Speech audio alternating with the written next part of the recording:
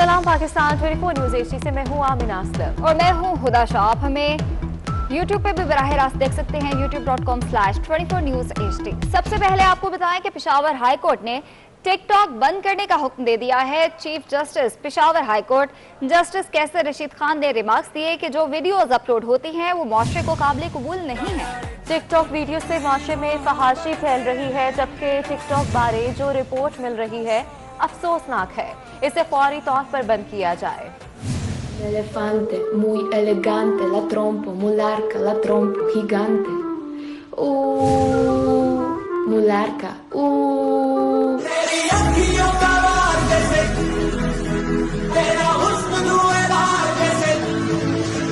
ਵਿੱਚ ਵਿਦੇਸ਼ਾਂ ਪਾਉਂਦੇ ਫਿਰਦੇ ਤਾਕੜ ਮੁੰਡੇ ਤੱਕ ਅਸੀਂ ਆ ਪਿੰਡਾਂ ਵਾਲੇ ਜੱਟ ਅਸੀਂ ਆ ਪਿੰਡਾਂ ਵਾਲੇ ਜੱਟ। इसी हवाले से बात करेंगे। टिकटॉक स्टार हरीम शाह ने हमें ज्वाइन किया है। हरीम, पेशावर हाई कोर्ट की जानिब से एक बार फिर से पहले भी ये फैसला आया कि टिकटॉक बंद कर दे, लेकिन अब पेशावर हाई कोर्ट ने ये फैसला दिया है कि टिकटॉक को बंद कर दें। इस फैसले को आप कैसे देखती हैं? देखें, पहले भी हमें मुतनबा करने के लिए, तंबीह करने के लिए इन्होंने एक दफा टिकटॉक बंद किया था, जिसमें हमने आवाज उठाई थी कि किस चीज का बंद करना सोल्यूशन नहीं होता। और उसके बावजूद फिर कुछ लोगों ने आके टिकटॉक से मतलब जान तक दे दी और रेलवे स्टेशन पे बेहुदा किस्म की हरकतें करना और इस तरह की वो करके और फिर हुकूमत को मजबूर किया कि ये दोबारा अपना ये फैसला हम पे सादर करें। तो इसमें अब तो मैं आवाम को ही ब्लेम करूंगी कि हम लोग खुद ही ऐसे हैं कि जब हमें कोई चीज़ मिल जाती है तो हम उसमें एतदाल में रहने के बजाय इतना इंसाफ में और इतना मतलब हुकूमतूली करते हैं और इतना मतलब क्रिमिनल एक्ट करके और लोगों के लिए भी हम सही कह रही हैं आप हरीम। यानी कि जो पेशावर हाई कोर्ट ने ये फैसला किया है आप उसके हक में हैं, क्योंकि आप ही कह रही हैं कि शायद जो आवाम है वही नहीं सुधर रही है, तो बेटर है कि टिकटॉक को बंद कर दिया जाए।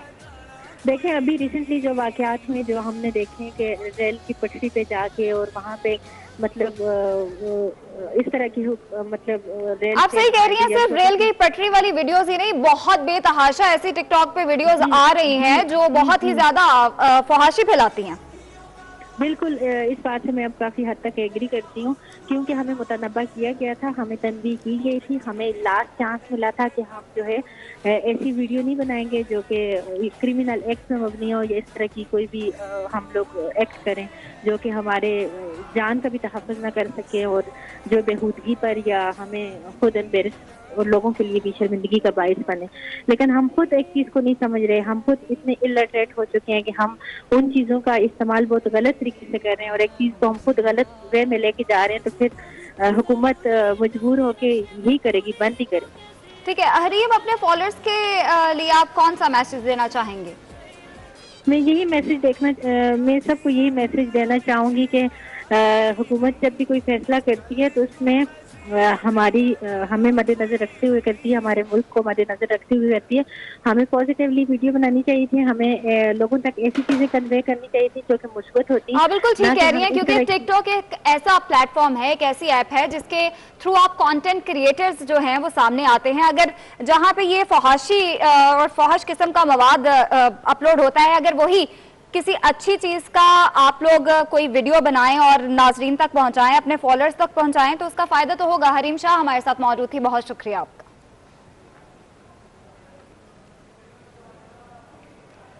मांगा मंडी में कांस्टेबल रऊफ के डेरे पर पुलिस की मौजूदगी में नौजवान के डांस की वीडियो वायरल होने पर डीआईजी ऑपरेशंस साजिद कयानी ने नोटिस लेते हुए सब इंस्पेक्टर इश्तियाक खान को मुअत्तल कर दिया और दीगर अहलकारों को शोकाज नोटिस जारी कर दिया है।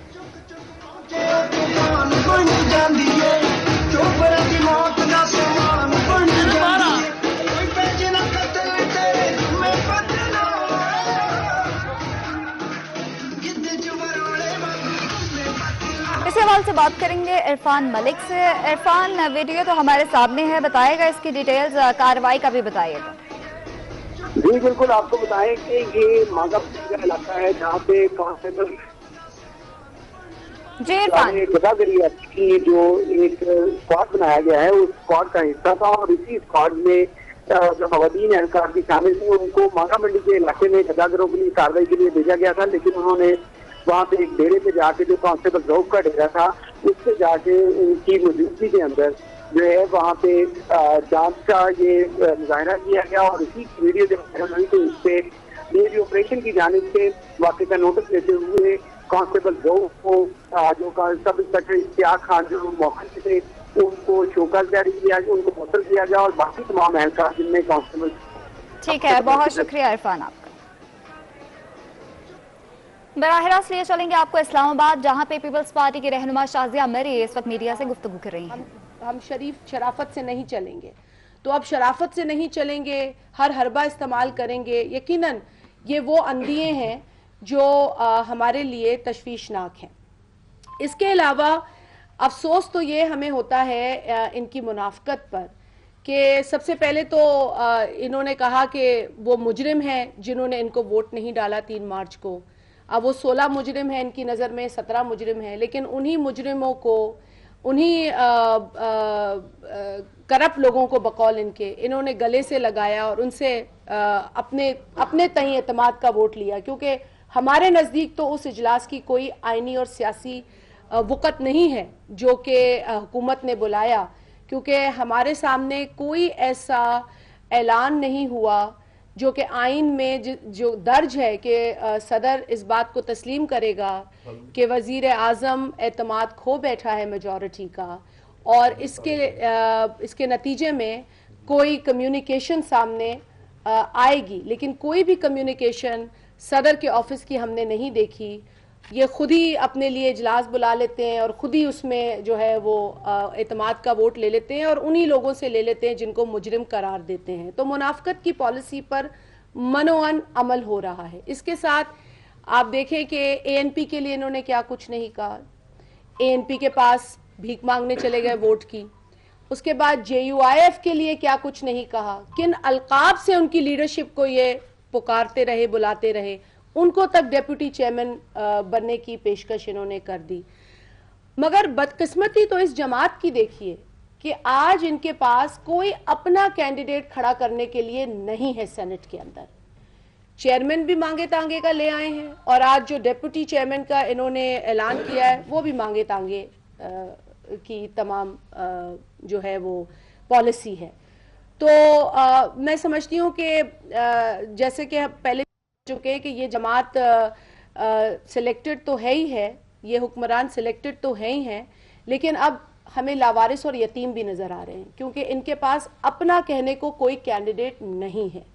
जो कैंडिडेट उतारे हैं। शाजिया मरी मीडिया से गुफ्तगू कर रही हैं। आपको बताएं, senator Mirza Mohammad Afridi deputy chairman के लिए हुकूमती उम्मीदवार मुंतखब हो गए हैं। आपको बताएं कि senator Mirza Mohammad Afridi deputy chairman के लिए नामजद किए गए हैं। हुकूमती उम्मीदवार अब ये होंगे और आपको बताएं कि senator Mirza Mohammad Afridi deputy chairman के लिए हुकूमती उम्मीदवार नामजद कर दिए गए हैं।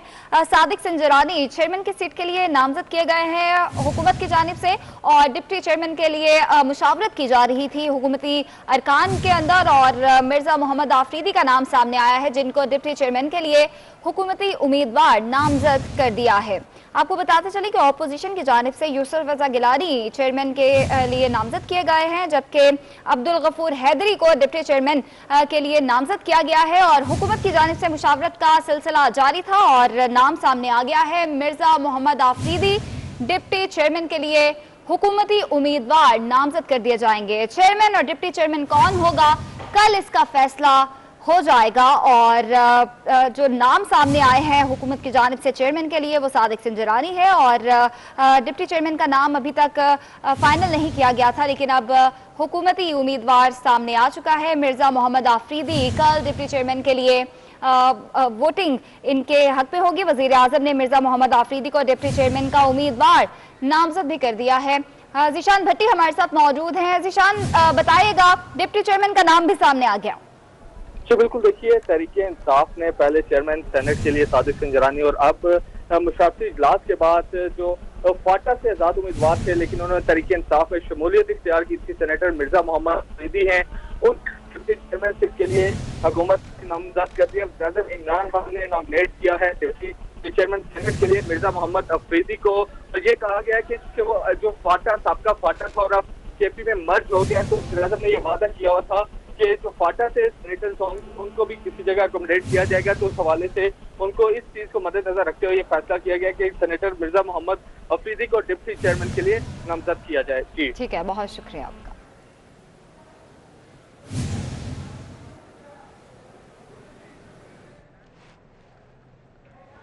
मुस्लिम लीग नून की नायब सदर मरियम नवाज ने ट्वीट किया है कि हमारे सेनेटर्स को टेलीफोन कॉल्स करके पीटीएम उम्मीदवारों को वोट ना देने बारे कहा जा रहा है। हमारे कुछ सेनेटर्स ने कॉल्स रिकॉर्ड करके सबूत के तौर पर रख ली हैं।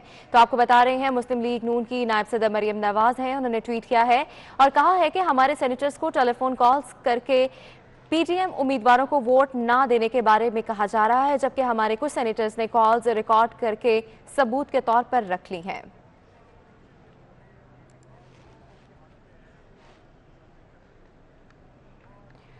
पीटीएम के चेयरमैन सेनेट के उम्मीदवार यूसुफ रजा गिलानी का कहना है कि अभी तक एस्टेब्लिशमेंट गैर जानिबदार नजर आ रही है।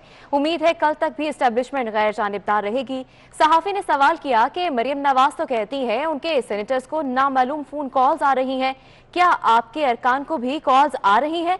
जिस पर यूसुफ रजा गिलानी ने कहा कि नहीं, मेरे इल्म में ऐसी कोई कॉल्स नहीं है। इलेक्शन में क्या सर आप क्या न्यूट्रल दिखाई दे रहे हैं? आज तक तो न्यूट्रल नजर आ रही है। तो आप उम्मीद करते हैं कि कल जब पोल होगा जुम्मे के बाद, तो उस वक्त तक भी वो न्यूट्रल रहेंगे? तो बिल्कुल न्यूट्रल रहना चाहिए और न्यूट्रल रहेंगे। गिलानी साहब, मरियम साहबा ने कहा है कि उनके अरकान को काले आना शुरू हो चुकी हैं। आपके नॉलेज में भी ऐसा कुछ है? अभी नहीं है, तो इसलिए तो मैं कह रहा हूँ न्यूट्रल है। जबकि एमक्यूएम की सेनेटर खालिदा अतीब कल सेनेट इजलास में शिरकत करेंगी। खालिदा अतीब बतौर सेनेटर हलफ लेने के बाद अपना वोट भी कास्ट करेंगी। खालिदा अतीब ने इद्दत के हवाले से उलमा कराम से मुशावरत भी की है। तो आपको बता रहे हैं, एमक्यूएम के सेनेटर खालिदा अतीब कल सेनेट इजलास में शिरकत करेंगी। खालिदा अतीब बतौर सेनेटर हल्फ लेने के बाद अपना वोट कास्ट भी करेंगी।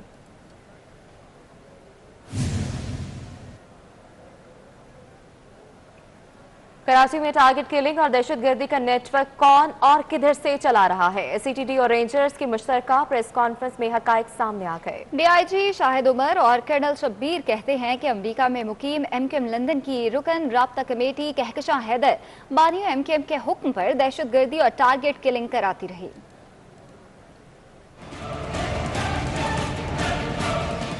कराची में दहशतगर्दी और टारगेट किलिंग कराने वाले शरपसंद अनासिर बेनकाब हो गए। सीटीडी और रेंजर्स की मुश्तरका प्रेस कॉन्फ्रेंस में डीआईजी सीटीडी उमर शाहिद का कहना था कि अमेरिका से कहकशां हैदर नामी खातून दहशतगर्दी का नेटवर्क चला रही थी। मुल्जिमा का ताल्लुक एमक्यूएम लंदन से है। कहकशां हैदर व्हाट्सएप के जरिए टारगेट किलर्स को हिदायत देती है। एमक्यूएम लंदन की कुछ टारगेट किलर्स की टीमें अमेरिका से एक यूएस सिटीजन जिनका नाम है कहकशां हैदर, जो कि शायद एमक्यूएम लंदन की राब्ता कमेटी की भी मेंबर रही हैं और टेक्सास स्टेट में वो रिहाइश पजीर हैं, वो बाकायदगी से बजरिया फ़ोन इन टीमों को चला रही थी। सिंध के कर्नल शब्बीर का कहना था कि कहकशां हैदर बैरून मुल्क से पाकिस्तान में अफरा तफरी फैलाने की कोशिश कर रही है। जो कराची के अंदर टारगेट किलिंग टीम्स काम कर रही हैं, वो उनको इनडायरेक्टली उधर से हेड कर रही हैं और जो टारगेट्स उन्होंने आइडेंटिफाई किए थे उनमें से कुछ टारगेट्स ऐसे भी थे जिसकी वजह से एक सेक्टेरियन रिफ्ट भी हो सकती थी। प्रेस कॉन्फ्रेंस में कहकशां हैदर की व्हाट्सएप रिकॉर्डिंग भी सुनाई गई, जिसमें वो टारगेट किलर्स को हिदायत दे रही थी। फ्राइडे और सैटरडे मुझे आपके शाम में आप चाहिए ना? जी बाजी। अगर हो गया तो फ्राइडे, अगर हो गया तो फिर सैटरडे की जरूरत नहीं है। अगर इन केस नहीं हो पाया तो फिर सैटरडे भी आना होगा। ठीक है बाजी। ठीक है, देखिए एक पायलट होगा। जी बाजी। सही है, और एक और होगा। जी जी। और जो दोनों से आपने ना सलाम दुआ की जरूरत है ना कुछ है। बिल्कुल बाजी। जो जहाँ बताया जाएगा वहाँ जाइएगा। हाँ, जहाँ पे नंबर प्लेट चेंज हो सकती है आपने कहा था। बिल्कुल बाजी। ओके, बिल्कुल कोई टेंशन ही नहीं है। ये नंबर प्लेट चेंज करके जाना होगा। बिल्कुल बाजी। जो भी जैकेट पहनी है और कुछ भी हेलमेट और पूरी तैयारी करके आपने मगरिब के वक्त तक आपने 100% रेडी रहना है। तीनों को एक दूसरे के बारे में कुछ भी नहीं पता, ना उनको आपके बारे में पता है ना आपको उनके बारे में पता होगा। आएंगे, जहाँ मिलने का पॉइंट होगा वहाँ पे मिलेंगे, उसके बाद काम होगा और पायलट आगे जाके आप पायलट को उतार दीजिए और उसके बाद आप अपने रास्ते, वो अपने रास्ते। ये बस याद रखें कि 100% रिजल्ट चाहिए है, क्लोजअप चाहिए है फेस और गर्दन का, कि मिस होने का कोई ऑप्शन हमारे पास नहीं है। सीटीडी ने मुल्जिमा कहकशा हैदर के खिलाफ मुकदमा दर्ज करके मजीद तहकीकात का आगाज कर दिया है। कैमरामैन नुमान सईद के साथ दानियाल सैयद, 24 न्यूज कराची। और अब आपको बताएं, कराची के इलाके मली अल्फला से नौमौलूद बच्ची को अगवा कर लिया गया। नूर फातिमा के अगवा का मुकदमा अल्फला थाना में दर्ज कर लिया गया है। सीसीटीवी फुटेज में नामालूम खवातीन को बच्ची को ले जाते हुए बाकायदा तौर पर देखा भी जा सकता है। इसी हवाले से मजीद तफसीलात दानियाल सैयद से जान लेते हैं। दानियाल, अपडेट कीजिएगा, क्या कार्रवाई की गई है? जैसे कि हमने बिल्कुल कराची के इलाका मली अल्फला है, जहाँ से 10 रोज की बच्ची घर से अगवा की गई है। बच्ची के अगवा का मुकदमा अल्फला थाने में वालिद की मुद्दत में दर्ज किया गया है। सीसीटीवी फुटेज में नामालूम खवातीन को बच्ची को ले जाते हुए देखा जा सकता है। 10 रोज की नूर फातिमा है जो अपनी वालदा के पास घर में मौजूद थी। शाम में बच्ची की वालदा ने बच्ची को सुलाया और खुद भी सो गई। आंख खुली तो बच्ची गायब थी और घर का दरवाजा खुला हुआ था। इन सीसीटीवी फुटेज में देखा जा सकता है कि 2 नामालूम खवातीन है जो बच्ची को लेकर जा रही हैं और इस हवाले से मुकदमा दर्ज कर लिया गया है। पुलिस हुकाम का कहना है कि इन खवातीन की शनाख्त का अमल शुरू करने के बाद इनकी गिरफ्तारी के लिए कोशिशें की जा रही हैं। नूर फातिमा समेत 4 बच्चे थे इस वालिद और वालदा के, और इन अहल खाना का कहना है कि इनकी किसी से कोई दुश्मनी नहीं है और इनकी बच्ची को 10 रोज की बच्ची को जल्द से जल्द बाजियाब कराया जाए। जी दानियाल सैयद, बहुत शुक्रिया हमें अपडेट करने के लिए। सिंध में सरकारी स्कूल्स के असातिज़ा के बाद तलबा की भी बायोमेट्रिक हाजिरी पर गौर किया जा रहा है। बायोमेट्रिक हाजिरी से सिंध में सरकारी स्कूल्स में तलबा की दुरुस्त तादाद मालूम हो सकेगी। स्कूल में तलबा नहीं होंगे तो प्रिंसिपल की सरजनिश भी होगी। आपको बताएं कि असातिज़ा के बाद अब सिंध में तलबा की बायोमेट्रिक हाजिरी पर गौर किया जा रहा है। बायोमेट्रिक हाजिरी से सिंध में सरकारी स्कूल्स में तलबा की दुरुस्त तादाद मालूम हो सकेगी और स्कूल में अगर तलबा नहीं होंगे तो इस पे प्रिंसिपल की सरजनिश भी की जाएगी। तो आपको बता रहे हैं कि सिंध में सरकारी स्कूल्स के असातिज़ा के बाद तलबा की भी बायोमेट्रिक हाजिरी पर गौर किया जा रहा है।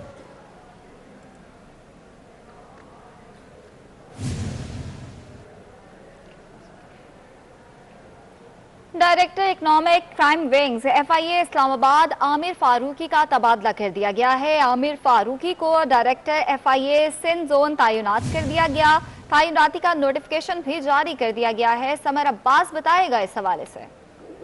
हाँ जी बिल्कुल, देखिए आमिर फारूकी को कराची में डायरेक्टर FIA जोन सिंध तैनात कर दिया गया है।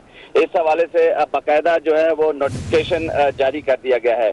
आमिर फारूकी इससे कबल DIG कराची ईस्ट थे और इसके बाद इनका FIA में तबादला किया गया है और अब हाल ही में दोबारा इनका FIA जो है इस्लामाबाद से कराची जोन में ट्रांसफर कर दिया गया है। जी शुक्रिया आपका। तर्जुमान सिंध हुकूमत बैरिस्टर मुर्तजा वहाब का कहना है कि PTI के नाराज अरकान असलम अबरू और शहरियार शहर असम्बली में बैठ सकते हैं। घोटकी और जैकबाबाद के अवाम ने उन्हें मुंतखब किया है। आर्टिकल 63 इन दोनों अरकान पर लागू नहीं हो सकता। दोनों अरकान ने सेनेट इंतखाबात में ज़मीर का फैसला किया। PTI के असलम अबरू और शहरियार शहर के खिलाफ इलेक्शन जाने से कोई फर्क नहीं पड़ता। असेंबली तो बिल्कुल बैठ सकते हैं क्योंकि असेंबली में बैठने का इख्तियार उनको PTI ने नहीं, जैकबाबाद और घोटकी की आवाम ने दिया है। तो लोगों के वोट से वो मुंतखब होके आए हैं। और जो मैंने उनके शो कॉज नोटिस को देखा था, सेनेट के इलेक्शन में पार्टी के डिसिप्लिन को फॉलो करने के ऊपर आर्टिकल 63A जो कॉन्स्टिट्यूशन का है उसका अतलाक बिल्कुल नहीं होता। तो बिल्कुल बेबुनियाद चीज़ है और इन तमाम चीज़ों में कोई फ़र्क नहीं पड़ता। वो MP के तौर पर काम करते रहेंगे। अगर PTI उनको अपने साथ नहीं रखना चाहती, उनको निकाल देना चाहती है, तो वो लोग तो ऑलरेडी PTI छोड़ चुके हैं। उन्होंने कह दिया है कि वो PTI की लीडरशिप से इत्तफाक नहीं करते, उसकी पॉलिसी से इत्तफाक नहीं करते। वो खान साहब का जो सिंध की तरफ रवैया है उससे वो इत्तफाक नहीं करते, उसके ऊपर उनकी सिवियर ऑब्जेक्शन हैं। तो इस वजह से उन्होंने सिंध का मुकदमा लड़ते हुए उन्होंने अपनी पार्टी से किनारा कशी इख्तियार किया। कोई फ़र्क नहीं पड़ता, इससे कोई फ़र्क नहीं पड़ता क्योंकि डिफेक्शन क्लॉज अप्लाई करता है 3 सिचुएशन में, प्राइम मिनिस्टर के इलेक्शन या चीफ मिनिस्टर के इलेक्शन के ऊपर, मनी बिल फाइनेंस एक्ट के ऊपर और कॉन्स्टिट्यूशनल अमेंडमेंट के ऊपर। सेनेट का इलेक्शन जो है उसके एम्बिट में नहीं आता। तो पता नहीं कौन इनको लीगल मशवरे देता है या इलीगल मशवरे देता है। अल्लाह ताला इनको हिदायत दे। उज़ैर बलोच ने जान से खतरे से मुताल्लिक दरख्वास्त अदालत में दायर कर दी है। मौक़िफ़ इख्तियार किया गया है कि ज़हनी तौर पर हिरासा किया जा रहा है, जेल हुकाम से जान का खतरा है। मज़ीद तफसीलात वकास खान से जान लेते हैं। वकास खान, अपडेट कीजिएगा हमें। जी बिल्कुल, यारी गैंग वॉर के सरगना उज़ैर बलोच की जानिब से दरख्वास्त दायर की गई है अदालत में, जिसमें मौक़िफ़ है कि जो मुल्ज़िम उज़ैर जान है उसको जान का खतरा है, जिसके मुतालिक दरख्वास्त दी गई है। मौक़िफ़ ये सामने आया है कि मुझे जेल में पुलिस की निगरानी में मीठा राम हॉस्टल में रखा हुआ है, ज़हनी तौर पर हिरासा किया जा रहा है, घर वालों से भी मिलने नहीं दिया जाता, रेंजर्स और पुलिस की कस्टडी में संगीन खदशात हैं, मेरी मौत के नतीजे भी वाक़ई ना हो जाए। और ये भी मजीद कहा गया है कि अगर मेरी मौत वाक़ई हो गई तो इसके जिम्मेदार रेंजर अफसरान और IG पुलिस होंगे। अदालत ने मुल्ज़िम की दरख्वास्त पर जेल सुपरिटेंडेंट को नोटिस जो है इशू कर दिए हैं। जी बहुत शुक्रिया वकास खान अपडेट करने के लिए। और आपको बताएं, घोटकी में डिस्ट्रिक्ट हेल्थ ऑफिसर के ओहदे पर लड़ाई जोर पकड़ गई। हटाए गए DHO ने नए DHO के खिलाफ आला हुकाम को खत लिख दिया। साबिक DHO अल्ताफ लहरानी ने इल्जाम लगाया है कि नए DHO अब्दुल रज़्ज़ाक ज़हनी मरीज है। तो आपको बता रही हैं, घोटकी में डिस्ट्रिक्ट हेल्थ ऑफिसर के ओहदे पर लड़ाई जोर पकड़ गई है। हटाए गए DHO ने नए DHO के खिलाफ आला हुकाम को खत लिख दिया।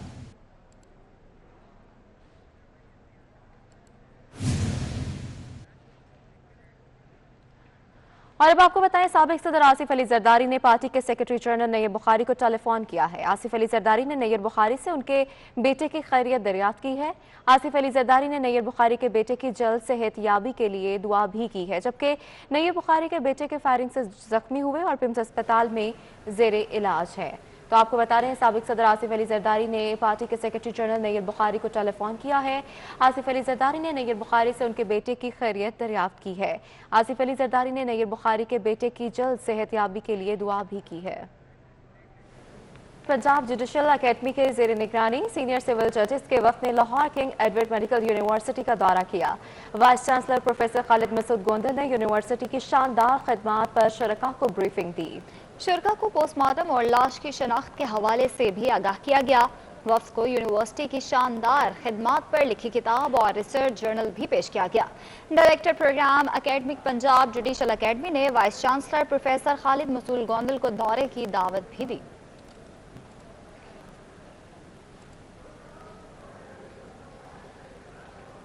बहावलपुर में हजरत अमादुद्दीन अल मारूफ चंदन पीर का सालाना 723वां उर्स जारी है। आज 5वीं जुमेरात का मेला है। ज़ायरीन की बड़ी तादाद मेले में मौजूद है। मज़ीद तफसीलात महमूद ज़हीर से जान लेते हैं। महमूद बताइएगा हमें। अमादुद्दीन उर्फ चंदन पीर के उर्स पर इस वक्त हम मौजूद हैं, जिनका 723वां सालाना उर्स मनाया जा रहा है।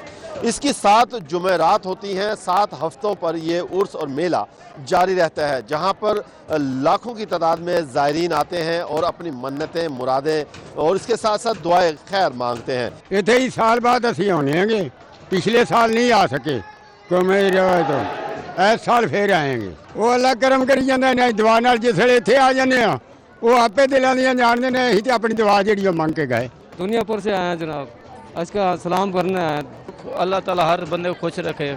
इस वक्त आप ये रश भी देख सकते हैं, यहाँ पर ख़वातीन ज़ायरीन भी मौजूद हैं। इस वक्त मन्नत मुरादों के साथ साथ दुआएं खैर मांग रही है। आज 5वां हफ्ता है, आज 5वीं जुमेरात है, जिस पर सबसे ज़्यादा रश होता है। डिप्टी कमिश्नर बहावलपुर मुजफ्फर खान सियाल ने भी इस हवाले से आज अपडेट करने के लिए। मुल्क भर में शब मेराज आज इंतहाई अक़ीदत और एहतराम से मनाई जाएगी। मुसलमान शब बेदारी करके ज़्यादातर वक्त इबादत और रियाजत में गुजारते हैं। इसी हवाले से शाहिद सिप्रा की रिपोर्ट देखिए। हजूर नबी करीम सल्लल्लाहु अलैहि वसल्लम का मक्का मुकरमा से बैतुल मुकद्दस और बैतुल मुकद्दस से आसमान की तरफ सफर को मेराज से ताबीर किया जाता है। सरवरे कायनात सिदरतुल मुंतहा पहुँचे और उम्मत मुस्लिमा को 5 नमाजों का तोहफा अता किया गया। कुरान करीम और अहदीस मुबारका में शब मेराज की अजमत बयान की गई है। उलमा इकराम कहते हैं कि 27 रजब की शब खसूसी इबादत का एहतमाम करना चाहिए। मुसलमान खुदा के हजूर गिड़गिड़ा कर अपने गुनाहों की माफी मांगे। ये रात उन रातों में से है जिसमें नबी करीम सल्लल्लाहु अलैहि वसल्लम की ज़ात गिरामी के साथ इंतहाई मुहय्यरुल अक़ल वाक़या पेश आया। इसी के अज़मत के पेश नज़र इस रात को ज़िंदा रखने की कोशिश की जाती है। मुख्तलिफ़ ज़िक्र और अज़कार किए जाते हैं। इस रात में अल्लाह की इबादत की जाए, अल्लाह से अपने गुनाहों की माफ़ी मांगी जाए। बहुत अज़मतों वाली रात है। हमें रसूल खुदा सल्लल्लाहु अलैहि वसल्लम के मेराज के हवाले से भी उन वाक़यात को पढ़ना चाहिए, सीखना चाहिए जो आपने वापस आकर बताए थे। उन हालात और वाक़यात को जानना चाहिए, उसके बारे में गौर व फिक्र करना चाहिए। शब मेराज पर शहर की मसाजिद को बरकी